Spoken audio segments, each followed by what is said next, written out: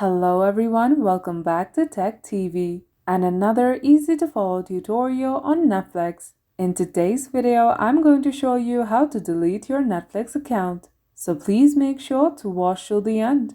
Subscribe to our channel Tech TV and ring the notification bell so that you'll get notified on our next interesting upload. So let's get on with it.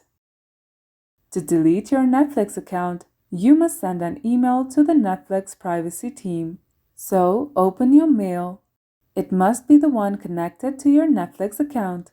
Now compose a new message and address it to privacy@netflix.com. On the subject, type Netflix account deletion.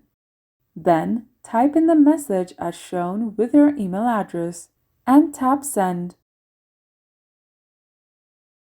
And that's how you delete Netflix account. If you liked the video, please leave a like and let me know if you thought it was helpful in the comment section down below. Thank you for watching, and I'll be back with more interesting tutorials soon.